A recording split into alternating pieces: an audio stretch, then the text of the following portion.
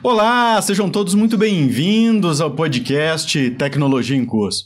Sou Fernando Costa, host desse canal. Se você ainda não conhece o nosso projeto de podcast, já vou te convidar a curtir esse vídeo, seguir a gente aqui no YouTube e, é claro, nos seguir nas nossas redes sociais.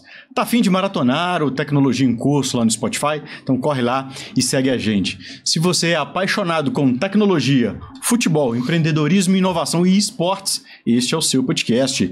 E nós iremos falar hoje sobre um tema muito interessante. Iremos falar sobre lei de incentivo ao esporte. Para poder falar desse tema muito incrível, trouxemos pessoas de gabarito, pessoas de mercado, né? A segunda vez que elas estão presentes aqui no podcast. Então eu gostaria de parabenizar por estar mais uma vez aqui, Deis, Dr. Edinho, Dr. Leonardo.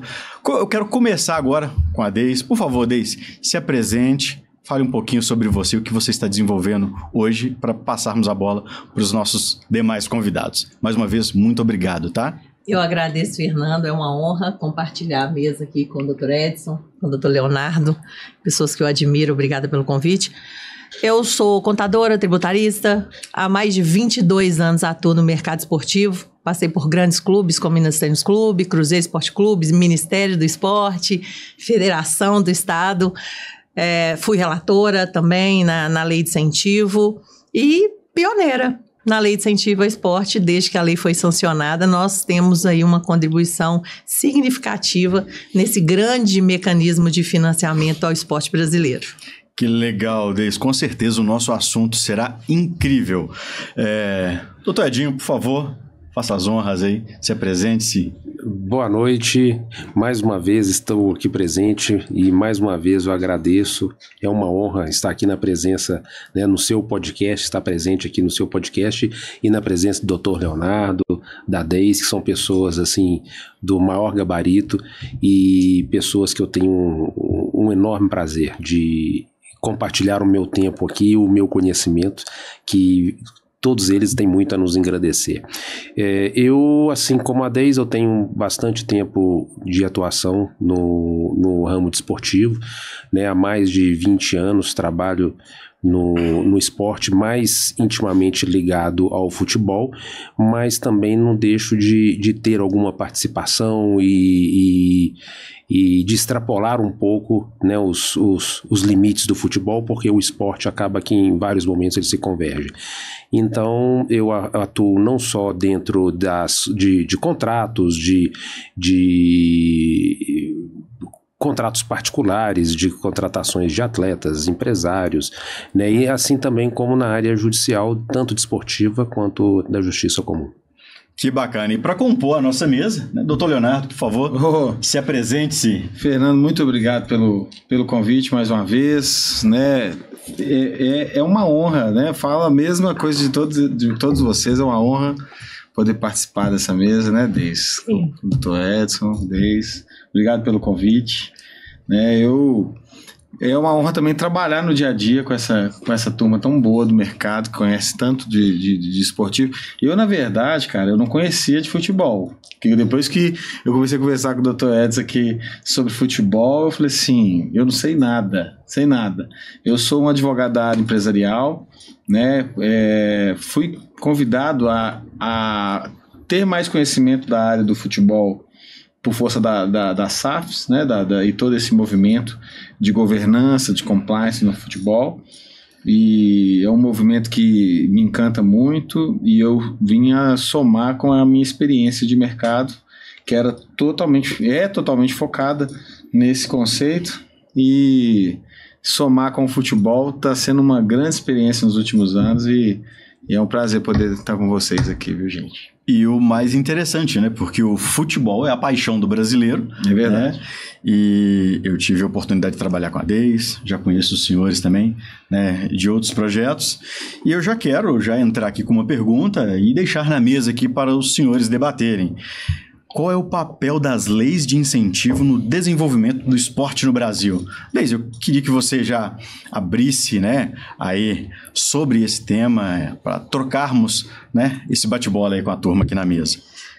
Fernando, as leis de incentivo, elas são um mecanismo de financiamento, de fomento ao esporte, e ela dá o poder do contribuinte para destinar parte do seu imposto para a transformação social. Um legado social. Então, a empresa ela pode escolher onde que o imposto que ela pagaria para os cofres públicos seja destinado, seja canalizado para um projeto que ela acredita, que tem relação com a visão, com a missão da empresa, e também trabalhar o entorno, né, gerar esse sentimento de pertencimento dos funcionários. Então, é uma lei para fomentar, para alavancar o esporte brasileiro e que dá o poder de nós, enquanto contribuintes, tanto pessoas jurídicas quanto pessoas físicas, de destinar parte desse imposto e, sem gastar nada, apoiar o esporte brasileiro. Que interessante. Eu gostaria de ouvir dos senhores também algum comentário. O que a Deis está falando é uma coisa que é uma realidade hoje não vou falar dos clubes não, é da sociedade, né? Existe uma carência de mercado e uma necessidade social de se resolver esses problemas, né? Você tem criminalidade, você tem crianças fora da escola e, assim, se ficarmos enumerando todos os problemas que podem ser mitigados, não são solucionados, mas são mitigados com o esporte, né? Com a inserção da sociedade no esporte, nós vamos ficar aqui a noite inteira só enumerando isso. E a sociedade, eu vejo que tem uma dificuldade até de entender, de compreender, por isso a grandeza da Deis, do conhecimento dela, né, é tão importante, né, para os clubes e para as pessoas que nos escutam, que devem entender como acontece. Não só a Deis com conhecimento desses projetos incentivados do governo, como a parte empresarial, né, que você vai tratar de governança, de compliance, de gestão, que vai unir e fazer a coisa funcionar, né, a coisa realmente chegar lá na ponta. O dinheiro do contribuinte, como a Deis muito bem disse, ele vai chegar lá na ponta da pessoa que precisa, do necessitado, e vai trazer benefício social. Só que as pessoas elas não conseguem compreender a grandeza disso e acaba dificultando. Então nós que somos vou dizer assim, os conhecedores dessas questões, né, principalmente a Deis, que tem uma responsabilidade enorme nisso daí, nós temos a obrigação de divulgar isso. Nós temos a obrigação de transferir isso para a sociedade e devolver, né, realmente aquilo que o governo pode fazer, que é pegar o nosso dinheiro do imposto, o meu, o seu, de todo mundo, que está indo para algum lugar e destinar ele para o local certo. E que hoje não é feito. E a gente tem que trabalhar por isso, é uma obrigação nossa. E acaba, né, Jim, que a empresa, a função social da empresa e a destinação do recurso público, todo esse conceito sempre foi muito difícil, né, de ser colocado em prática no país, né? O Brasil tinha muita dificuldade de dar a destinação correta, de cobrar, de colocar isso realmente em prática. A empresa que só visa o lucro, mas também não devolve, né, para a sociedade.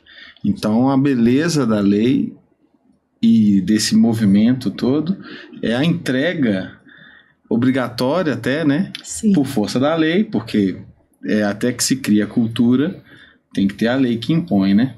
E que permita também, né? Então, a construção, a beleza dessa lei é que a gente consegue unir a empresa que vai ficar mais sensível no cumprimento da sua função social, a destinação do valor com toda a regra de compliance, governança e transparência. Que hoje o empresário às vezes não investe, né, Edson? Porque não sabe a destinação, o que vai fazer com o dinheiro, insegurança, se eu vou estar envolvido com um problema de propina, disso, daquilo, né? Então, quando vem se regulamentar isso, e a beleza que eu acho dessa lei em específico é isso, a gente conseguir ser agente de transformação social no meio de um contexto empresarial, do esporte e do de recurso público. Então, isso que eu acho que é a parte mais linda da discussão dessa lei, né? Exatamente, isso aí faz parte. Que bacana isso. Os senhores comentaram, né, sobre essa lei, sobre a importância dela. O doutor Edinho, ele falou sobre governança, sobre compliance, e o senhor fez um complemento sobre a importância de como que essa lei ela pode beneficiar as pessoas ali na ponta. Mais especificamente no futebol, né, no esporte, eu queria entender, talvez os nossos ouvintes gostariam de entender como que um gestor ali esportivo está ali dentro de um clube, como que ele pode trazer esse projeto para dentro do seu clube? Eu sei que existe uma preocupação, como que essa verba será destinada. Antes da SAF, eu não vou dizer que era uma bagunça, mas não tinha uma certa organização, não tinha governança, não se falava em compliance, né, nas associações. E eu queria entender de vocês, hoje eu quero trabalhar lei de incentivo no futebol. E aí? O que eu poderia fazer, doutor Edinho? Qual que é o desafio, né, Deis? Exatamente. Os desafios são muitos para o esporte brasileiro, né? Para os clubes de futebol, nem se fala. O mecanismo de financiamento, ele foi criado para impulsionar o esporte, né? Então, a primeira coisa que uma organização precisa é se preparar para receber esse recurso. Né? Então, assim, eu falo muito com as organizações. Não é falta de dinheiro, é falta de gestão.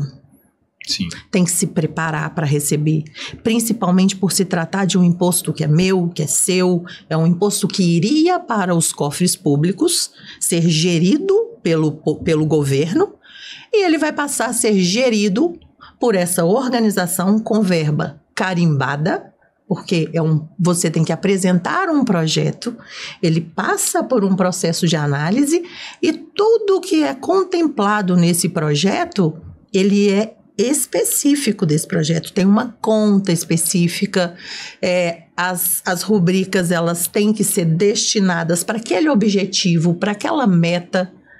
Então, é preciso entender que o governo ele abre mão de receber parte desse recurso, mas porque ele não consegue chegar nessa camada da sociedade.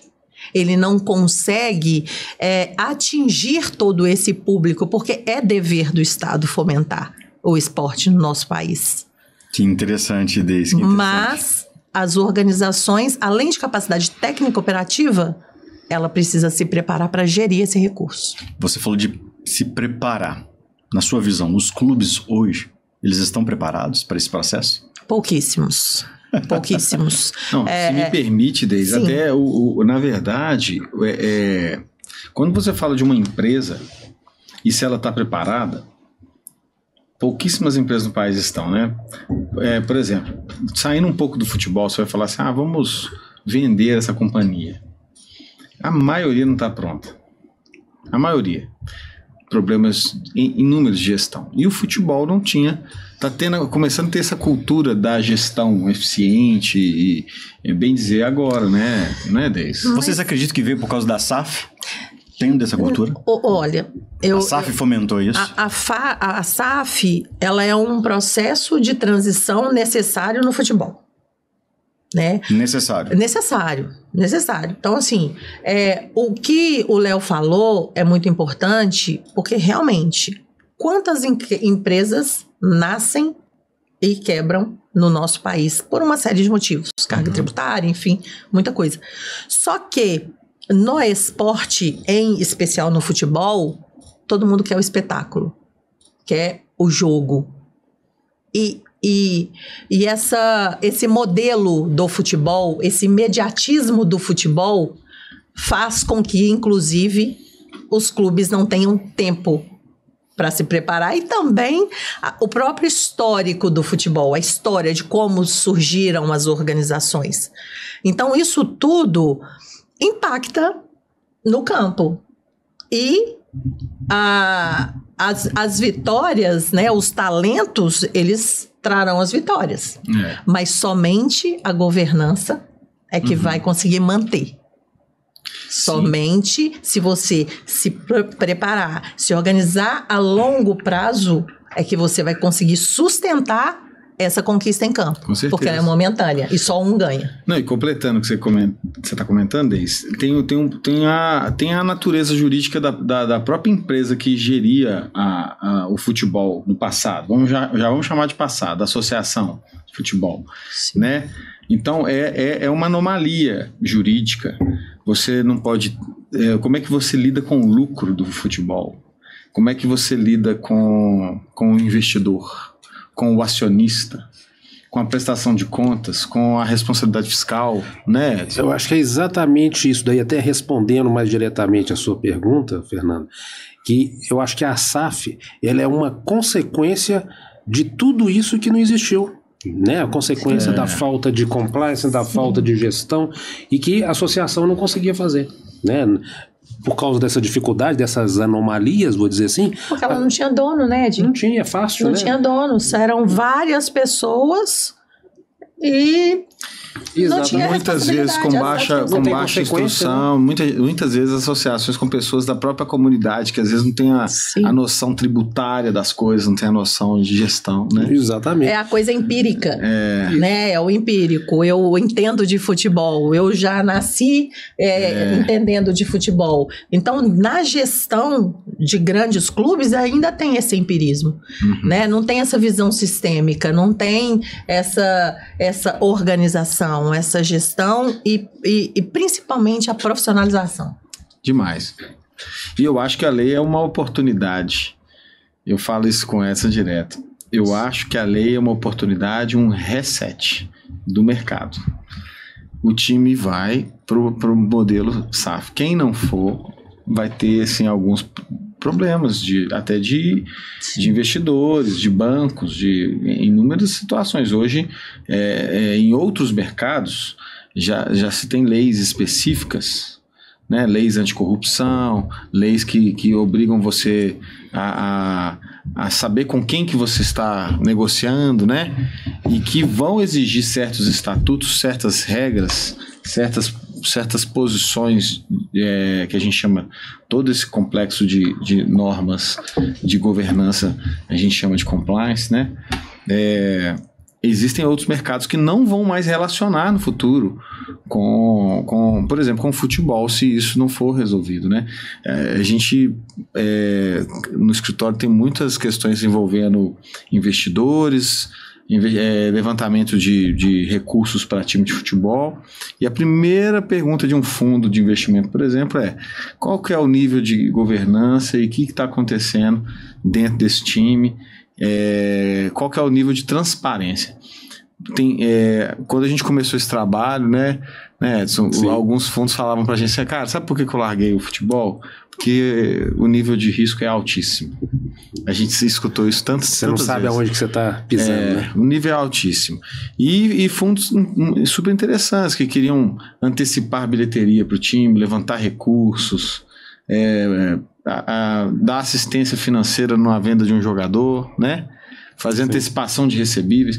Mas a primeira pergunta do fundo qual que é o meu nível de segurança, né? Nível de maturidade. De segurança mesmo da operação. Como é que é a relação societária desse time? Aí quando você vai para um lado de uma associação, né? Não tem, né? Aí você fala, meu Deus, e agora? Não tem jeito. Não tem respaldo. Então, eu falo que assim como outros mercados, eu acho que eu já falei isso aqui uma vez, na outra vez que eu estive aqui, por exemplo, o mercado de associações veiculares, né, está passando por o mesmo movimento de deixar de utilizar esse modelo empresarial que tem ali por finalidade não ter o lucro, né, e passar para um modelo de governança de uma SA para que possa corresponder melhor com o mercado, né? Perfeito. E até pegando um gancho, né, da fala dos senhores, por que as empresas deveriam investir em projetos via lei de incentivo ao esporte? Por que, Deis? Primeiro porque é uma grande oportunidade estratégica, né? Ela tem o poder de contribuir com as métricas de ESG, principalmente com bons projetos sociais, com projetos que realmente devolvem para a sociedade, que tem um propósito de um legado. Ela vai investir nesse projeto sem gastar nada. Então, ela vai associar a sua marca a projetos relevantes, a projetos que realmente trarão impacto social. Então, ela vai utilizar esse incentivo e associar a marca dela e, às vezes, eternizar a marca dela com a revelação de grandes talentos que temos aí. Nós temos Rebecas, nós temos tantos grandes atletas que vieram de projetos sociais. Então, é uma grande oportunidade para as empresas. Você falou de revelações. E tem uma pergunta, e eu gostaria de linkar. Como que funciona na prática o apoio de uma empresa a um projeto incentivado? Eu gostaria que os senhores falassem como que funciona na prática isso. Você sabe... Pode falar, Léo. Não, antes de responder, tem uma coisa que eu acho linda. A Deis... Eu sou um cara do mercado do direito empresarial, né? E aí o direito frio e calculista, né? Aí quando eu comecei a andar com esses dois lindos aqui, maravilhosos, eu comecei a Deis mesmo me falou assim, cara, você tem que ver como é que a gente mudou a vida daquelas crianças. Sim. Eu vi no olho da Deis, eu falei assim... Um brilho diferente. Propósito, né? Cara. Então, aí respondendo à pergunta anterior, a mudança começa no propósito. Sim. Eu começo a criar num empresário propósito. Para que você ganha dinheiro? Para que você tem esse lucro todo? É para comprar um Porsche? Tá, beleza, já resolveu esse problema, né? Agora, e mais o quê? Você vai fazer o quê da sua vida? Sim. Sua empresa só é isso? É só isso? E aí eu tenho um carinho muito especial. Aprendi com a Deis e com o Edson sobre esse projeto. Até para nós mesmo como advogados, propósito.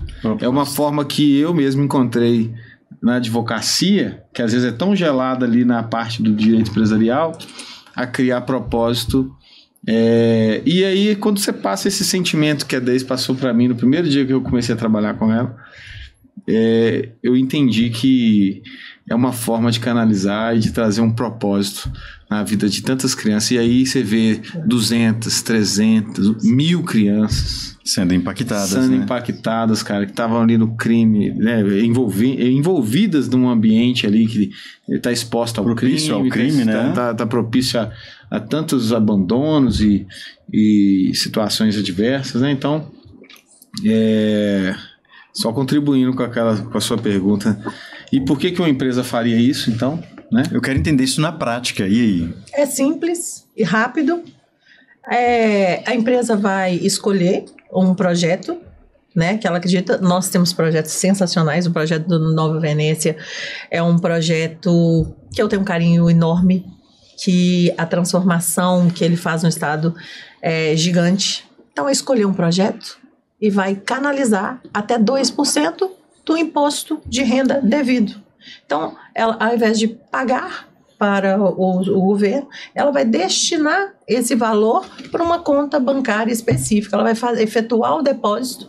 Então, nós vamos emitir os recibos, ela vai mandar para o contador e o contador vai abater do imposto que ela tem a pagar. É simples, rápido, seguro e ainda eu sugiro que ela acompanhe a transformação, porque realmente é algo que não tem preço. Quando o Léo fala, esse brilho no olhar, assim, a cada projeto eu aprendo muito com as pessoas, porque é o indivíduo, né? Nós trabalhamos com pessoas, por pessoas e com pessoas, então isso mexe muito comigo. Cada projeto é único e eu saio muito transformada de cada um deles. E tem um ponto legal, assim, que também contribuindo com essa questão empresarial, a empresa, ela passa a ter segurança no que ela está fazendo, né? Porque quando ela tem uma empresa que já está...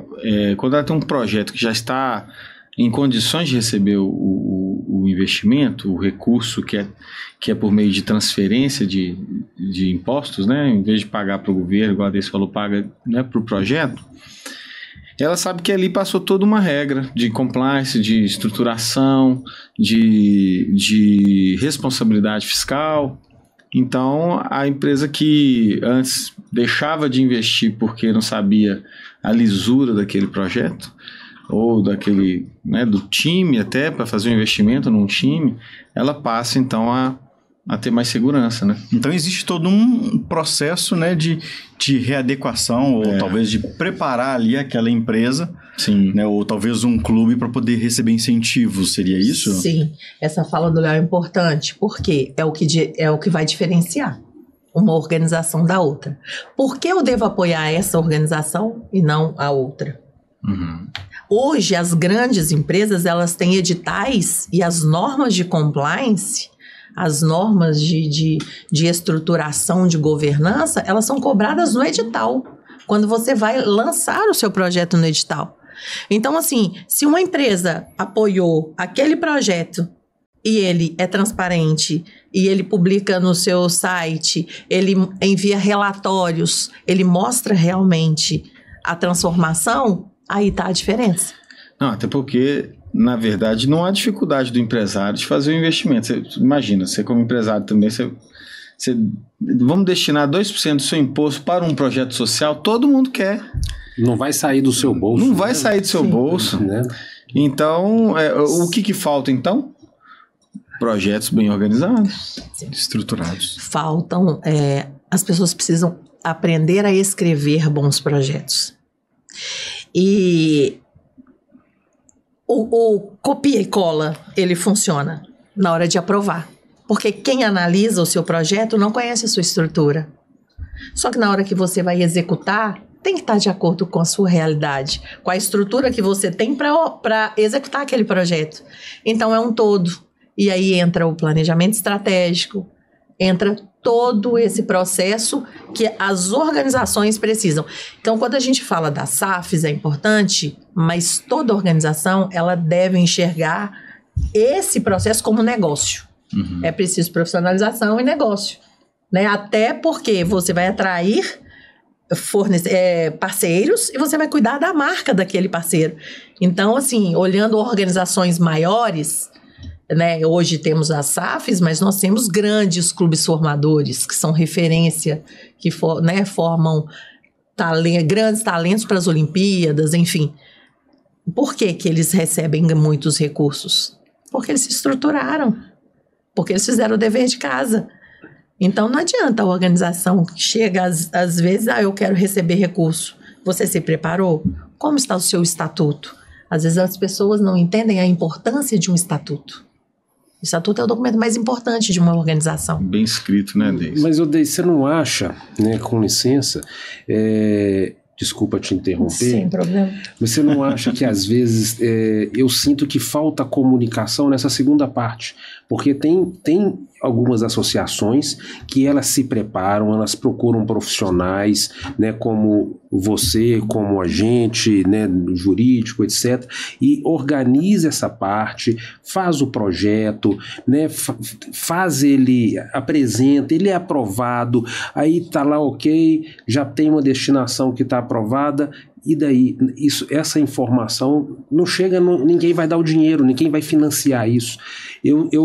Essa semana, inclusive, eu recebi uma ligação de um clube do Triângulo Mineiro, de uma associação, e ele falando assim: Edson, já fiz o projeto, está aprovado, já tenho a verba, mas não consigo captar.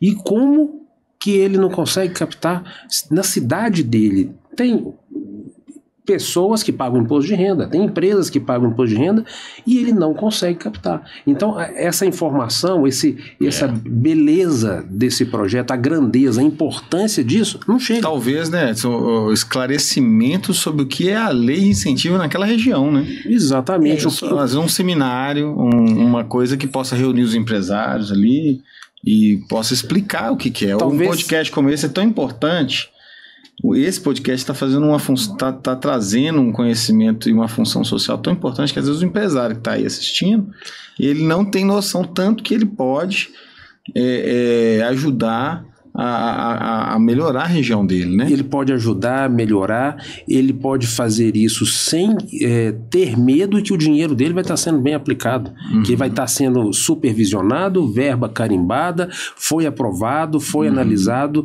e falou assim, ok, você pode captar para poder fazer isso. E aí, não tem modo geral, a cultura empresarial brasileira, quanto mais longe do fisco o empresário tiver, ele se sente mais confortável, né? Então, quando você fala com o empresário, não, a gente vai trabalhar com a verba pública e ali nós vamos pegar suas certidões, suas questões empresariais. Então, isso gera muito receio. Por isso que tem que ser bem informado. Você não acha, Sim, totalmente. E assim... E é uma distorção, porque ele passa a ser parceiro do governo. O governo tem uma premiação, o governo, né, ele tem um evento para premiar as grandes empresas que investem. Exatamente. Então, assim, é totalmente contrário. Ele agora faz parte desse mecanismo. Sim. E respondendo aí, né, essa questão do Edinho, o que acontece? Assim, isso é um sentimento que eu tenho. As organizações, desde a criação, desde muitos anos, elas realizam um trabalho tão necessário e tão importante, mas elas não incorporam isso. Então, muitas vezes, as organizações, quando me procuram, eu falo, você precisa dar visibilidade ao que você faz. Então, muitas vezes... sabe quando é um sentimento que eu tenho das organizações, é como se ela estivesse pedindo favor e não oferecendo uma grande oportunidade. Então eu acho que isso também é uma diferença.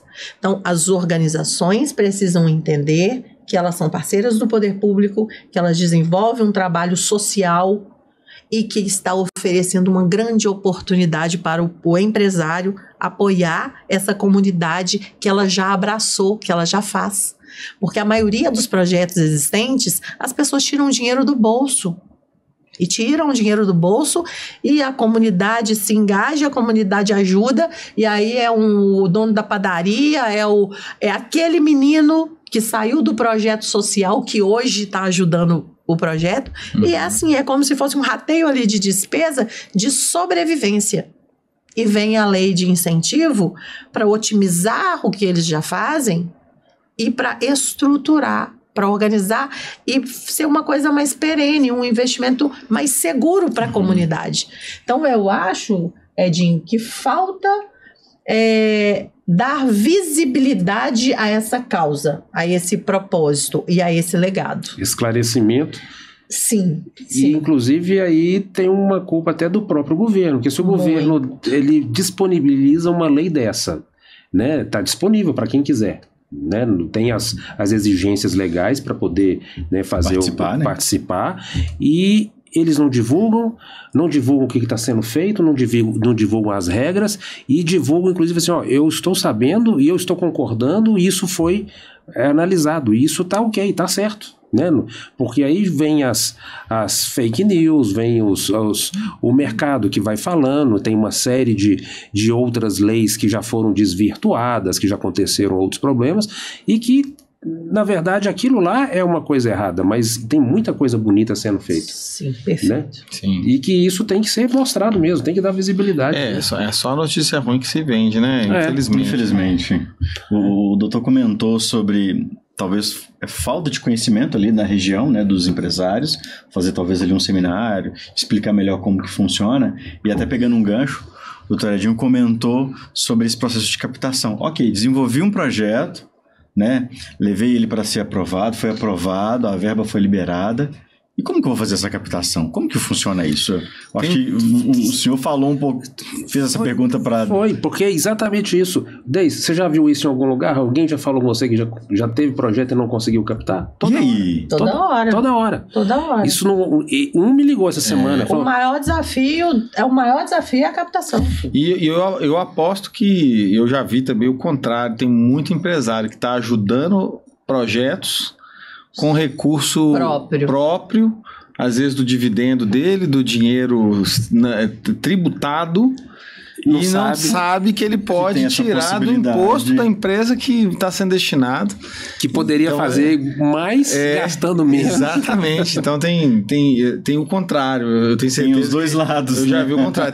Tem empresário que você fala assim, cara, como eu posso destinar parte do meu imposto? E aí existe o contrário. Não, o difícil é unir as duas pontas, né? Assim, cara, você para de gastar à toa e você vai receber o seu. Não, interessante, a gente estava conversando há um mês atrás com um empresário de Caratinga, naquelas reuniões nossas, e aí o empresário falou assim, da hora que foi falando sobre isso, ele falou assim, não, você tá falando sério? Eu tenho 30 anos que eu tô com o meu contador e ele nunca me falou disso. Eu vou demitir ele amanhã. Contador. Tadinho, contador. Mas vamos demitir o meu advogado. Um abraço aos meus amigos contadores. Vocês são o problema do mundo, viu? Gente, essa questão do contador. Tá tudo é culpa sua. Aí, ó, uma contadora na mesa, gente. Eu sou contadora e eu sou a única que defende a classe nas reuniões. Nas reuniões, por exemplo, teve agora na Secretaria na CESPORT, na Secretaria, na CEDESE, na Secretaria aqui de Minas Gerais, e aí todo mundo, na hora da captação, falou que a culpa é do contador. Então eu preciso defender. Aqui, mas é engraçado. Mas todo mundo fala, meu contador não me falou. Mas sabe por que foi bom? Porque, colegas contadores, vocês são estratégicos, vocês só são consultados na ponta. Então, todas as pessoas que buscam esse recurso precisam passar esse conhecimento para o contador, porque o contador, ele geralmente, ele não participa de decisões estratégicas. Sim. E deveria. Só manda as contas para ele para colocar no balanço. É quando a prestação de contas não deu certo, é quando a coisa deu errada. E aí, ele vai ter que resolver. Né? Mas os contadores que conhecem as leis de incentivo, eles são multiplicadores. E, inclusive, até essa questão de governança, da contability, assim, tudo passa pelo contador. O contador, ele tem um poder surreal de nos ajudar nisso. Então, já sabemos aonde buscar essa informação, ou melhor, oferecer essa informação para o mercado. Sim, e outra coisa, nós temos grupos de estudos para o terceiro setor em que nós levamos esse conhecimento para os contadores que super abraçam e eles gostam. Não, e na verdade, esse que está tendo dificuldade, né, de até uma solução aqui rápida, aqui, aquele que não está tendo condição de... aquele que não está tendo condição aí de captar recursos, meu amigo, procura o contador perto da sua região aí, né? Sim. Faz um evento, por favor. Conversa. Chama a gente também, né? Chama a gente, vamos explicar para ele. Explicar para essa turma Podemos marcar com os empresários. Não tem como, o empresário, ele não quer, ele não faz questão de pagar o governo federal, o estadual, o municipal, não. Ele faz questão da destinação. A verdade é essa. Mas é muito sério isso que a gente está falando, porque o Edinho falou a questão do papel do poder público, né? Do governo, das prefeituras. As prefeituras, por exemplo, deveriam capacitar pessoas da comunidade para escrever bons projetos. As prefeituras deveriam também abrir editais que pudessem conceder benefícios às grandes empresas que apoiam projetos locais da comunidade. Incentivo. Então, por exemplo, a prefeitura não tem verba, mas o Ministério do Esporte tem a lei de incentivo ao esporte. A sua prefeitura já fez o dever de casa? Entendeu como funciona o mecanismo? A sua prefeitura olhou quantos projetos sociais tem na sua comunidade e quais desses projetos poderiam fazer parte de um grande projeto de uma prefeitura e as empresas apoiarem e essa comunidade fazer um trabalho sensacional no esporte? Ô, Deise, eu vou falar com você. Se eu fosse prefeito agora estivesse assistindo isso, meu amigo, você quer ganhar voto? Olha aqui, ó. A Receita, a Deise falou tudo. Ô, gente, mas será que as prefeituras como é que não pensam nisso, né, Deise? Como é que não incentiva as empresas, né? Mas será que as prefeituras estão preocupadas em fazer esse movimento, gente? Eu não vejo. É um movimento tão inteligente. O que a Deise falou agora é um movimento tão inteligente para uma prefeitura. Ela vai conquistar tantas áreas ao fazer isso que... E sem gastar nada do orçamento dela. É uma coisa que não dá para entender. Ela vai cumprir a função Gente, a dela. prefeitura não está preocupada em fazer isso, infelizmente. Mas não é que não está preocupada. Não é que não está preocupada. Né, essas questões políticas são complicadas, mas temos. Né? Eu acho que é falta de conhecimento, porque a maioria das prefeituras o orçamento é saúde, educação, limpeza, porque tem que limpar a cidade, porque senão, né? Então o esporte vai ficando. Mas as pessoas não entendem que o esporte, ele movimenta a economia, ele gera emprego, ele transforma, reduz a criminalidade. Transformação social. Ele afeta diretamente a saúde das pessoas. Sim. Então, o esporte, ele movimenta tudo. Então, ele precisa ter esse olhar sistêmico. E não olhar, o esporte eu deixo para lá porque não vai cobrar. Ou também a sociedade precisa cobrar mais, né? Atividades esportivas em praças, para idosos, para crianças, enfim. Tem tanta coisa que ele pode fazer. Ele pode até maximizar o orçamento dele se ele tiver que isso não entra no orçamento dele, né? Olha o feeling que legal que a Deise falou. O esporte também não é só para jovem, não, cara. Pelo contrário, né? Sim. Terceira idade pode receber a população como um todo, né, gente? A terceira idade pode receber um investimento pelo esporte, se tiver um projeto bem desenhado. Gente, e quantos talentos nós perdemos nas comunidades? Às vezes tem um talento que tá... Olha, em Santa Luzia tinha a Fabiana do vôlei. Quantos Richardson tem por aí? Você entende que a pessoa vai levar o nome da cidade... nacionalmente, mundialmente, é um sentimento de orgulho daquela comunidade e que a prefeitura, o secretário do esporte, ele olhou e falou assim, não, quantos desportistas nós temos aqui que nos representam nacionalmente? Vamos mapear isso? Empresários, aqui, nós estamos aqui em Itabira, Ipatinga, Santa Luzia, vamos pegar esses potenciais, vamos pegar essas grandes empresas e vamos fazer um projeto para fazer com que ele tenha uma alimentação melhor, tenha condições de viajar, pagar a taxa, é muito caro. Quantos atletas vão treinar fora do país que não tem a estrutura, né? Não tem estrutura, e lá fora é surreal, as universidades, assim, é uma coisa... Deise, nós chegamos a duas conclusões, a gente tem que ter dois focos, um nos contadores e no secretário de esporte, vamos fazer um congresso para eles também. É verdade, é verdade. Chamar e prefeitos. O secretário de esporte vai levar o secretário de esporte. Porque eu vou te contar. E mostrar que ele pode fazer um trabalho muito... que legal essa ideia, cara. Vou anotar ela aqui. Então já deixa a dica aí, né? Secretário de esportes, vamos fazer um congresso para eles, um seminário. Sim, precisa, sabe por quê? Porque é um recurso que está aí para ser utilizado. E isso vai ser devolvido para a sociedade. Sim. Está disponível, né? Por que existe a lei de incentivo? Porque ela não consegue chegar ali. O custo é alto. E bem dizer, a lei falou assim, a lei na verdade já está assim, gente, tem essa regra aqui, mas o Brasil é tão grande, faça aí, mas siga a regra, mas pode fazer todo mundo, gente, pode fazer, tem recurso para todo mundo. Você tem ideia, Deise, qual que é o recurso total da lei que destina fazendo as contas aí de percentuais? Não, até hoje não atingiu o teto uma vez, eu acho. Mas assim, está crescendo bastante. Eu não tenho o número aqui agora, não. Mas tem de sobra. Tem de sobra.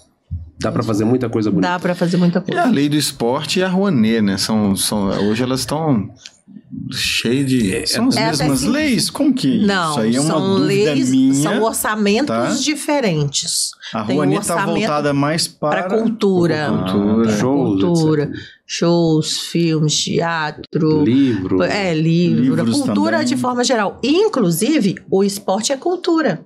Então ele entra... Então nós contamos a história pode entrar dentro, né? de uma modalidade esportiva que mexe com todo brasileiro, que está dentro da casa e mexe com a paixão de todo brasileiro. Sim. E é a cultura, né? Então são orçamentos diferentes e que se complementam, porque na verdade está fazendo ali um trabalho que o poder público deveria fazer e que sozinho ele não consegue fazer por vários motivos. Interessante, Deise, você falou sobre impacto. E a nossa próxima pergunta é exatamente sobre impacto econômico. E eu queria colocar aqui na mesa a seguinte pergunta. Qual é o impacto econômico do investimento no esporte via incentivos fiscais? Quero saber impacto econômico. Olha, a cada R$1 investido no esporte, é estimado um valor de R$8,59 de retorno econômico-social. A cada R$1 investido no esporte. Esse número é então, assustador. O número diz por si. Então, assim, quando é só pensar, quando a gente investe no esporte, a gente está investindo na educação, a gente está investindo, porque hoje os projetos eles exigem que o atleta ele esteja bem na escola. Você imagina para saúde, né? Tanto que... Então, é saúde, porque tem nutrição, tem nutricionista, tem assistente social. Então, você trabalha o coletivo, você trabalha o indivíduo, mas também trabalha a família. Então, o impacto, ele não é só financeiro. Tá aí outra dica, né, Deise? O projeto tem que ser bem escrito por isso, porque ele pode abranger esses profissionais. Assistente social... Sim. Pode abranger toda essa turma, né? Sim. De apoio ao esporte. Às vezes o projeto, assim, a maioria dos projetos eles trabalham com voluntários, né? Tem muitos voluntários que fazem trabalhos sensacionais, mas os voluntários têm as suas outras atividades. Sim. Então, quando você tem um projeto estruturado, você tem a oportunidade de trazer esse profissional para dentro do projeto. Às vezes esse profissional se formou ali, ele é resultado daquele projeto social, ele conhece tudo, mas ele precisa sair para trabalhar. Indiretamente vira uma referência ali, né, na comunidade. Sim, até para os garotos, quando ele conta a história dele, eu estive aí e hoje eu estou aqui cuidando de você. Que legal isso. Né? Então E voltando aqui para os clubes, eu tenho uma pergunta que é a seguinte: como os clubes podem se tornar mais sustentáveis financeiramente? Eu acho que está muito ligado à gestão, parte de compliance, né, para quem gosta de ESG.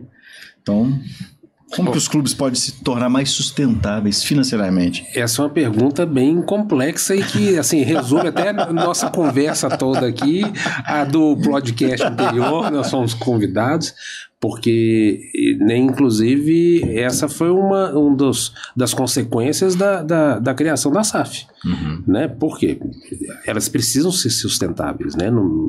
Autossustentáveis. Não tem jeito de ficar se financiando o esporte sem destinação, sem dar lucro, sem saber de onde que vem dinheiro, sem saber de onde que vai, né?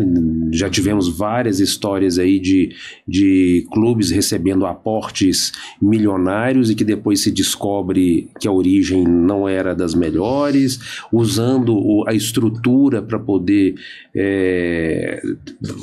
dar legalidade ao dinheiro, essas coisas todas. Então, isso tudo faz parte, né? E o nosso papel aqui como gestor de clube, né, da Deise, meu, do Leonardo, do Léo, é exatamente isso, é fazer com que a coisa funcione dentro da legalidade e que dê lucro para o empresário, né? É uma empresa, é uma SAF, é uma associação que não vou dizer, é uma empresa que tem fins lucrativos, o que nós estamos migrando. Igual o Léo falou, a maioria dos clubes estão migrando para a SAF e tem que acontecer. São pouquíssimos clubes hoje, se você for contar no Brasil. Tem o Flamengo, né? Alguns poucos aí que não viraram SAF por questões particulares. Já tem suas estruturas bem caminhadas. São bem financeiramente, estão funcionando, mas os outros clubes não. Se não caminhar para a SAF, eles não vão ser autossustentáveis. Né? Até para o torcedor, né? Também, né? Assim, eu vou complementar aqui o que o Dr. Edson falou. Quando fala em sustentabilidade, nós pensamos no financeiro. Eu acho que a sustentabilidade ela vai além. Não existe sustentabilidade sem governança, sem transparência, sem diversificação de recursos. Você tem que diversificar e você busca esse recurso. Pode ser SAF, pode ser associação, pode ser a empresa. Se você busca o parceiro e tem transparência, tem governança, tem planejamento estratégico, a sustentabilidade ela está ligada à gestão. Os clubes de futebol, associação, tem gestão? É muito dinheiro. O problema é dinheiro ou o problema é gestão? Ou o problema é planejamento estratégico? Precisa disso. Isso é em tudo na vida. Se você tiver um planejamento estruturado, você vai atrair parceiros, você vai ter credibilidade, você vai conseguir diversificar os seus recursos, porque aquele parceiro vai falar com você, não, eu tô junto, vamos fazer caneca, vamos fazer camisa, e aí você começa a se reinventar. Mas a gestão, se ela não existir, não existe sustentabilidade. Legal isso. Legal isso. O Dr. Leonardo falou muito sobre governança, gestão corporativa, e eu tenho uma pergunta que ela está relacionada ao impacto, né, desse processo de governança. E eu queria entender dos senhores o seguinte, qual a importância da governança no esporte e como ela impacta os clubes? Né, exatamente. A gente assistiu aí, né, nos últimos anos, né, vários times no Brasil que estavam ali na Série A e de repente, né, não se explicou como, a forma, e isso é tema para muitas outras conversas, mas de repente, por não ter uma responsabilidade de gestão ali, começaram a literalmente dilapidar o patrimônio desses times, diminuição de recursos, contratações que não geraram os frutos que deveriam ter sido gerados. Nunca ouvi falar isso, Léo. Você nunca ouviu falar, né? Não sei de olha a polêmica, olha a polêmica. Pois é, rapaz. Então, acaba que assim como em outros, eu enxergo dessa forma, assim como outros mercados foi necessário, assim como no poder público está sendo a tônica de muitos anos já, a transparência e a governança, e num país que a gente sofre tanto com a corrupção, sim, com o desvio de recursos e tal. Então, isso aí essa cultura, e que não é fácil de ser implantada, né? Ela só tende a ser benéfica para os times e para os torcedores e para as empresas e para os projetos que circundam ali, para a comunidade que está ao redor dessa empresa, desse time. Então, é um caminho muito mais positivo do que é a realidade de muitos hoje, né? Então, um ponto importante nessa questão é coisa simples, que eu falei há pouco. O estatuto são as regras. E as pessoas. Quem são as pessoas que estão? Alinhamento de valores. Começa por aí. Que aí você vai ter o código de conduta, regimento interno. Se não tiver o alinhamento, começa a ter problema. Então, é preciso ter isso estruturado, né, Léo? Sim, e a fiscalização, né, também, sim, né? Além desse arcabouço documental, que é, sim, tão importante, mas uma SAF, a transparência, o movimento acionário, né, daquela SA, e a transparência da publicação dos balanços e de tudo que ainda vai ser discutido no mundo das SAFs, né? Sim, exatamente. Então, esse movimento todo empresarial só tende a construir um caminho de maior transparência, sabe? E vai resultar em qualidade, não tem jeito. Não tem jeito, né? Então, e essa questão da transparência, nós falamos da gestão, falamos dos números, mas é impressionante como ela impacta no torcedor. Com certeza. Porque o torcedor, ele quer o espetáculo, tudo bem. Mas quando você é transparente com ele, quando você mostra a verdade, sabe? Você imagina a frustração de um torcedor que investe milhões juntos, né? Investe milhões num sócio torcedor ali, e o time é saqueado. Sim.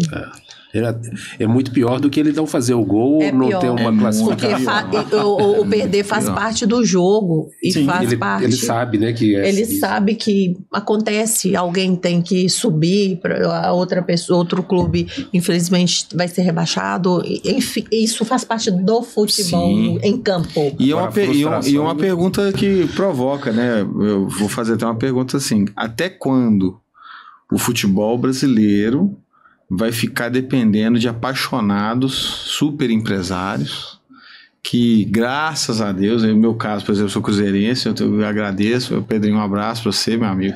Deus te abençoe. Doutor Leonardo, então antes... Sou cruzeirense, eu vou falar, viu? Obrigado, Você vai falar aqui pra essa câmera aqui. Faço até compra, quando? Até quando? Só faço compra no BH agora, viu? Fazendo merchan aqui pro homem. Mas assim... Dois, né? Mas aqui... Três, ó. Pedrinho BH tem... Pedrinho BH mora no meu coração. Mas a pergunta, assim, voltando assim, falando sério, né, a respeito dessa pergunta, que eu acho que ela é fundamental pro futebol. Até quando, né, nós vamos permitir que nossos times, né, sejam destruídos, e até quando vão ter empresários que vão querer realmente, por uma paixão, derramar esse rio de dinheiro, né, para salvar um time? Então, assim, pode sim, no futuro, a gente chegar a gente vai começar a ver falências de times de futebol e serem enterrados aí na história, né? Se isso não virar uma realidade, a governança e o compliance não virar uma realidade num time, a gente vai começar a ver isso no futebol brasileiro. E só complementando o que você está falando, apesar de fugir um pouquinho aqui, mas me dá tristeza ao ver que alguns torcedores não entendem o que esse empresário está fazendo e que às vezes ele não consegue dar o resultado em campo. Sim, né? Às vezes acaba que a bola não entra, não tem jeito, mas vai para a porta da casa do empresário, né? Solta foguete, agressões físicas, verbais, etc. E não reconhece o valor, que o vilão não é aquele empresário ali, né? Pelo contrário, ele está ali, né, salvando. E não estou falando só de um empresário que faça isso, não, né? Às vezes o torcedor tem que enxergar que o clube dele, ele pode ter a frustração que o clube dele está sendo saqueado, né, está sendo desviado dinheiro, não está sendo aplicado devidamente, é uma coisa, mas outra é entender, assim, poxa, legal, né, recebemos o recurso, teve uma pessoa que abraçou a causa e não conseguiu, o ano que vem tá aí, né, tem um ano após o outro, e valorizar, agradecer essa pessoa. Com certeza. Mas complementando até a sua pergunta, que se o Brasil, né, eu acho que seguindo até uma linha internacional aí de governança em time de futebol, se não enxergar isso de uma forma profissional, Sim. nós vamos assistir em 10 anos, 15 anos à frente, nós vamos assistir uma dezena de falências decretadas e encerramentos de time de futebol e mais questões que envolvem até questões criminais, que vão envolver questões na governança desses times mal geridos, né, responsabilidades civis, criminais, porque, de fato, a lei é uma oportunidade do mercado se adequar a uma nova regra, né, e uma nova estrutura. É essa questão de repensar o futebol brasileiro. É preciso repensar o futebol brasileiro, porque o resultado em campo é impacto da gestão. Não tem como. Então, investimento, e a gente está tendo sinais desde lá de trás, gente, do 7-1 e de várias outras coisas que aconteceram, que o futebol ele precisa ser repensado, que não é o valor do investimento, é o nível de profissionalização e de gestão de cada clube. Isso aí tem que ser repensado.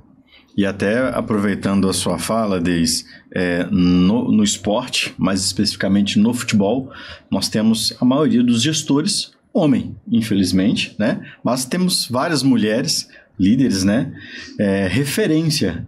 E eu tenho uma pergunta para você, Deis, que é a seguinte: sua trajetória no esporte é admirável. Você esteve à frente de grandes instituições, como Cruzeiro, Ministério do Esporte, o Minas Tênis Clube, e hoje é CEO, né, de um grande clube de futebol, né, o Nova Venécia. Mas sabemos que nem sempre foi fácil. Eu acho que seria legal você compartilhar como foi a sua chegada até aqui, como você chegou no futebol. O que te fez persistir e conquistar esse espaço, Deise? Essa pergunta ela é muito especial. Eu gostaria que você, inclusive, respondesse aqui para essa câmera. Então, às vezes nós estamos em alguns lugares, em alguns cargos, e estamos. Mas as pessoas não fazem ideia de tudo que foi construído, de toda essa bagagem, de tudo que a gente passou para chegar neste momento. Eu já distribuí panfleto, já vendi picolé, já vendi Natura, Marmitex com a minha mãe. Então, foi uma vida de muita luta, não sofrida, sempre fui muito feliz.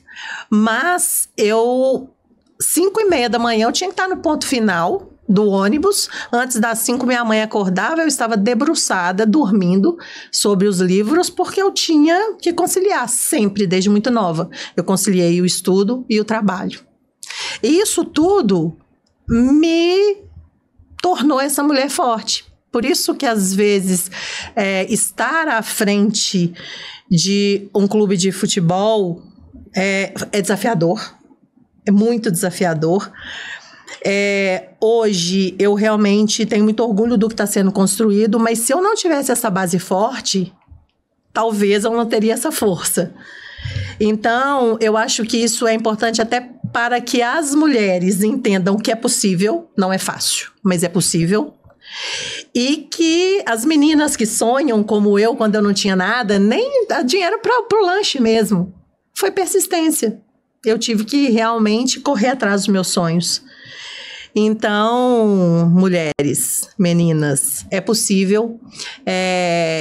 Tem que ter foco, tem que ter determinação, posicionamento, mas é gratificante no final. E não é fácil, mas a trajetória que eu construí até hoje, eu tenho muito orgulho e eu tenho certeza que meus pais também. Deise, que trajetória incrível, parabéns. Tá, eu queria que os senhores, né, fizessem algum comentário, né? Vocês já conhecem a Deise aí já há um tempo, trabalham juntos, né? Vem desenvolvendo um excelente trabalho. Pô, eu gostaria que vocês comentassem aí um pouquinho aí. Trabalhar com a Deise é uma honra, é um privilégio.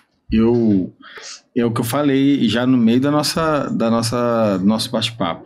Eu encontrei propósito no processo, dentro de uma linha do projeto incentivado, dentro do direito, que é tão frio, às vezes tão triste, às vezes tantas dificuldades, mas é uma ferramenta que nós encontramos no escritório de propósito às coisas, sabe? Quando você, então, transporta isso da forma com a leveza que a Deise transporta, é um aprendizado, viu, Deise? Todo dia.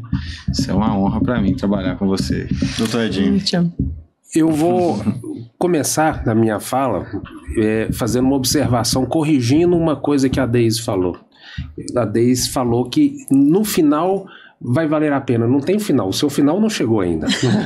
Ainda está muito longe do final. Você tem muito caminho, porque a grandeza dessa profissional, dessa pessoa, eu tenho certeza que onde nós estamos aqui ainda tem muito que subir ainda. E a minha trajetória com a Deise foi muito interessante. Eu trabalhei com ela durante não sei nem quantos anos, né, Deise? Não podemos falar muito, né? Mas já falamos. Mais de 20. Uns 20 anos. E, na verdade, o meu departamento, vou dizer assim, jurídico, não se comunicava muito. A gente trabalhou no mesmo andar, né, lá na sede do Cruzeiro, né, depois eu fui para a Toca da Raposa e a gente se encontrava em algumas reuniões específicas no qual se misturava, mas a parte dela de projeto incentivado não comunicava muito com a minha de departamento jurídico e desportivo. Mas eu sempre conhecido o trabalho dela, tive, né, tinha conhecimento assim, superficial do que ela fazia, da grandeza dela, que eu via os resultados, né, o Instituto Palestra Itália, foi ela que colocou, né, o projeto lá de Diamantes Azuis, né, Campanha Diamante Azul. Campanha Diamante Azul, então foram coisas grandiosas, e na hora que eu saí do Cruzeiro e fui para o escritório, trabalhar com o Dr. Leonardo, e eu fui para o escritório exatamente levar essa parte de esportiva, e aí começou a fazer o sentido, o trabalho dela, né, encaixando na fala do Dr. Leonardo, sobre o propósito, né? O propósito da DEIS começou a encaixar no nosso propósito, no propósito de vida também.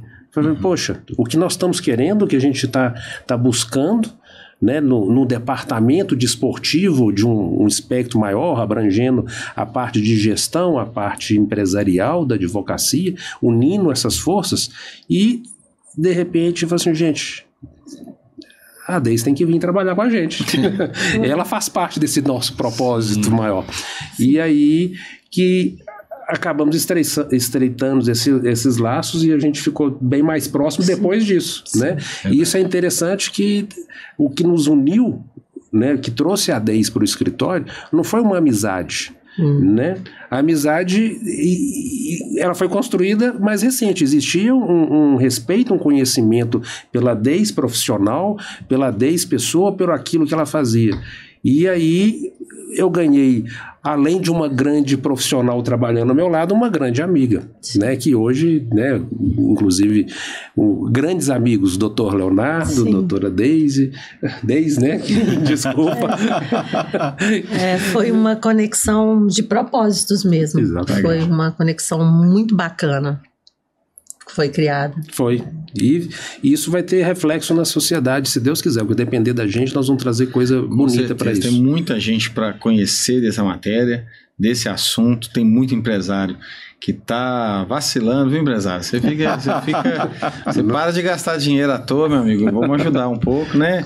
E muitos projetos mal estruturados também, que não estão conquistando, né, e passando credibilidade às vezes porque estão mal feitos, mal geridos, né? Então e a questão da captação, às vezes a gente fala assim, poxa, vamos fazer projeto, trazer para a sociedade, e às vezes não capta. Então é um projeto, o serviço, vou dizer assim, o trabalho a ser feito, ele é amplo. Ele é essa grande, parte do compliance é tão legal, e eu tenho um sonho com o Dr. Edson aqui, que a gente, desde o início da nossa trajetória, a gente quer mudar o discurso dos investidores, dos fundos, né, dos bancos, sim, a respeito do futebol, né?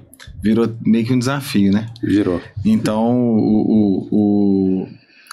a gente tem que conquistar esse mercado e falar assim, cara, eu quero investir lá, eu quero entender, quero antecipar aquela bilheteria, quero antecipar o patrocínio, eu quero patrocinar esse jogador, essa venda, quero movimentar com esse time de futebol, porque eu tenho segurança. Sim. Porque eu tenho, né, governança e compliance, toda estruturação. Na hora que se entender isso, a coisa vai fluir mais. A gente vai aproximar esses dois mercados novamente. E eu acho que isso é um grande negócio. Que bacana. Falando de negócio, até os fundos, como o Léo falou, dos fundos das grandes empresas, elas precisam de bons projetos. Uhum. Até pelas métricas do ESG, por exemplo. Elas precisam de bons projetos, mas ela não quer ter risco, ela não pode ter risco. Nem pode. Ela não pode. Então, não pode se relacionar com uma empresa que não tem o mínimo de governança. Entende que um precisa do outro e o país ganha com isso. Uhum. Sociedade. A sociedade ganha com isso. Propósito. Legal. No início da fala de vocês mencionaram prefeituras, governos, sobre esse processo da lei. E eu tenho uma pergunta, né? Estamos caminhando para o final aqui do nosso bate-papo, mas eu tenho uma pergunta que ela é muito interessante. Como as prefeituras e governos estaduais podem potencializar o uso da lei de incentivo ao esporte? E aí? Eu acho que a primeira coisa, assim, o governo que não tem ainda a lei de incentivo dele é criar.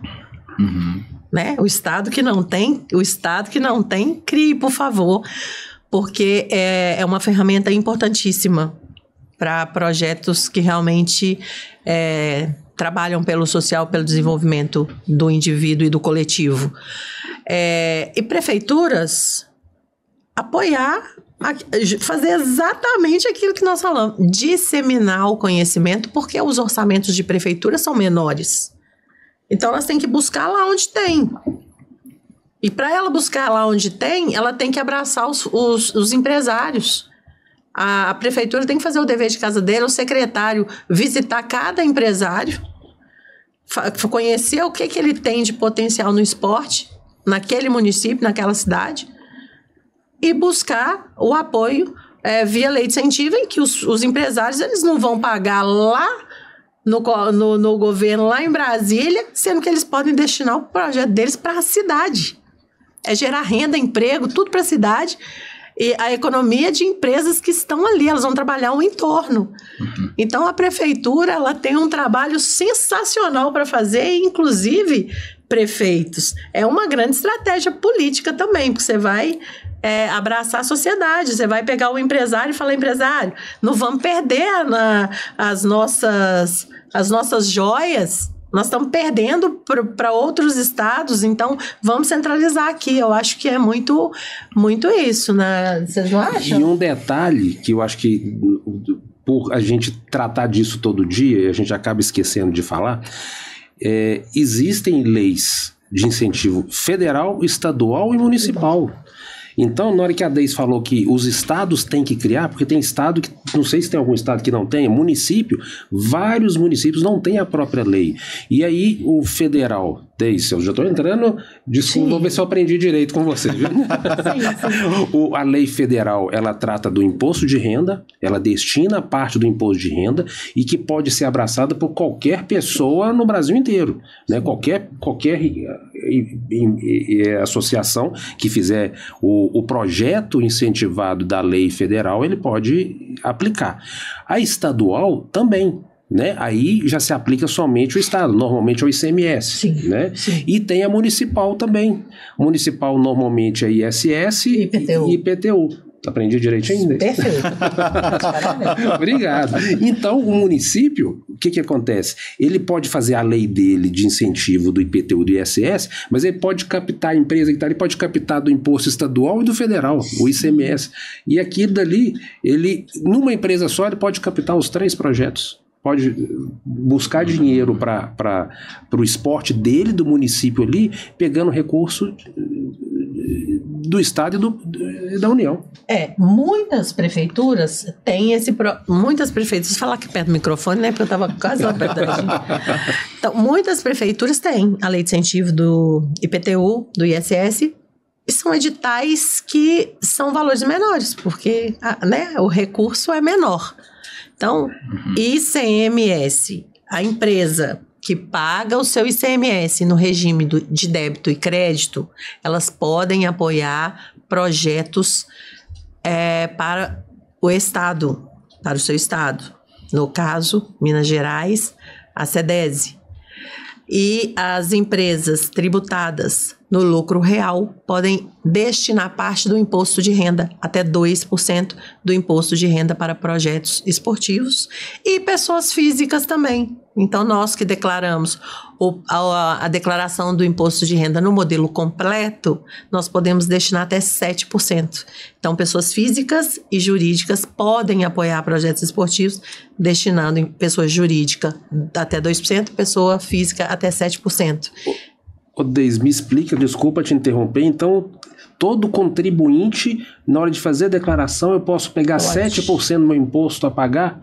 Pode. Então, os brasileiros estão perdendo tempo na hora de reclamar que o governo não está destinando, não está fazendo a coisa correta, reclamar da destinação daquele imposto, ele pode fazer e não faz. Ele pode fazer o seu papel, né? Ele pode fazer o seu papel e é incrível isso. Eu não acredito que a população não sabe disso. E olha que legal. Nós falamos que os prefeitos, eles podem convidar todos os empresários locais. Pode convidar a sociedade. Por que eu vou tirar dinheiro da minha comunidade da minha cidade e vou colocar lá em Brasília para ser gerido. Como que ele vai voltar para mim? Ou seja, esse processo pode acontecer dentro de casa, né? Isso. Já nem sai daqui. Ele já na declaração você já fala 7% vai para cá. É incrível. Realmente, quando você olha por essa ótica, é absurdo, né? É um absurdo que a população... E depois a população cobra que o governo não destina o dinheiro corretamente, mas... Sendo que ele mesmo poderia fazer. Ele mesmo pode escolher. Fazer. Ele tem o poder na mão de escolher onde que vai ser canalizado o imposto eu dele. vejo que é falta de conhecimento de muita gente sobre o assunto. Eu acho que esse tema que a gente está debatendo aqui na mesa é exatamente para esclarecer não só os empresários, mas também a pessoa física, né? Sim. Ela pode sim contribuir e parar de reclamar, né, doutor? Exatamente. Eu acho que eu vou puxar até um gancho aqui para um outro podcast, que a Deise vai dar uma aula para a sociedade de como aproveitar, de como fazer isso daí. Sim, simular, fazer uma simulação na declaração. Exatamente. E mostrar o quanto é simples. E mostrar qual que é a consequência disso lá na ponta, né? Mostrar os projetos sociais que existem, que estão bonitos, que você pode devolver, eu não vou falar nem devolver, mas fazer com que a sociedade abrace isso aí, tirar a criança da criminalidade, desenvolver o esporte, criar talentos, né? Diamantes azuis aí, quantos tem aí, e eu acho que também é uma obrigação nossa, que já que nós estamos aqui e sabemos como a coisa funciona, né, a obrigação nossa é divulgar isso aí. Pelo menos não podemos deixar isso parar aqui nessa mesa de jeito nenhum. Legal. Vocês falaram do poder federal, estadual e municipal, ok? E eu queria que vocês deixassem uma mensagem, né, para os empresários e gestores que ainda não investem no esporte via lei de incentivo. Eu queria que vocês deixassem uma mensagem. Eu já falei muito, eu vou deixar os dois falar. Deise, vamos começar com você. Primeiro que está perdendo uma grande oportunidade de negócio, de associar a sua marca a algo transformador, algo que realmente vai deixar um legado. E a lei de incentivo, ela não é só um incentivo fiscal, ela é uma ferramenta de gestão estratégica para o futebol brasileiro, para o esporte brasileiro. Então, é uma grande oportunidade de escolher, de ter o direito de escolher onde que a sua marca vai estar inserida, onde a sua marca vai transformar pessoas e otimizar o esporte que traz benefícios e traz a transformação social de forma tão bonita no nosso país. Eu vou apenas somar na visão também de... A gente está vivendo uma sociedade ansiosa, sabe? Que procura performance o tempo inteiro. A gente vê muitos seminários de performance pessoal e profissional, e aí, beleza. Ok, as empresas vão conquistar isso. Mas e o propósito? Eu bato nessa tecla de novo, de que